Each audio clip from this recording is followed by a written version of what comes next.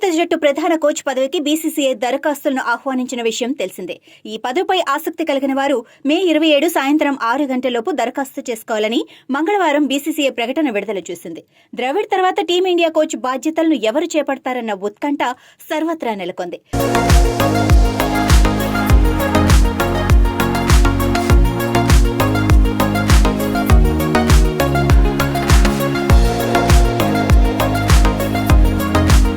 Coach పదవి రేసులో భారత మాజీ క్రికెటర్ వివిఎస్ లక్ష్మణ్ ఉన్నట్లు ప్రచారం సాగుతోంది.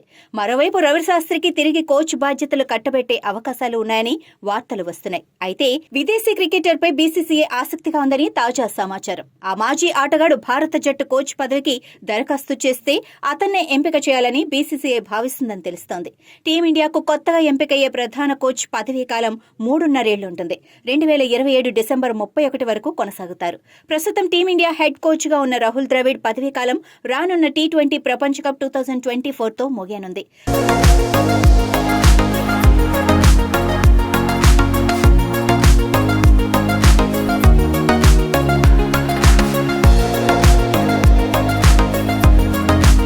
వాస్తవానికి 2023 వన్డే ప్రపంచ కప్ అనంతరమే ద్రవిడ్ పదవీ కాలం ముగిసింది. కానీ పొట్టి కప్ను దృష్టిలో పెట్టుకుని ద్రవిడ్ పదవీ కాలాన్ని పొడిగించారు. భారత జట్టును రాహుల్ ద్రవిడ్ గొప్పగా నడిపించాడు.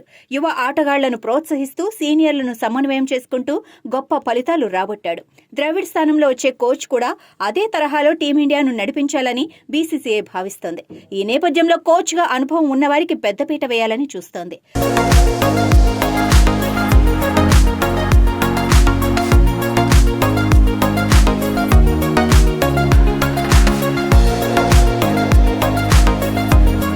ప్రస్తుత Chennai super Kings coach New Zealand మాజీ క్రికెటర్ స్టీవెన్ ఫ్లెమింగ్ ను టీమిండియా కోచ్ గా ఎంపిక చేయాలని ప్లాన్ చేస్తోంది. అయితే భారత జట్టు కోచ్ పదవికి ఫ్లెమింగ్ దరఖాస్తు చేస్తాడా లేదా అనేది అసలు ప్రశ్న.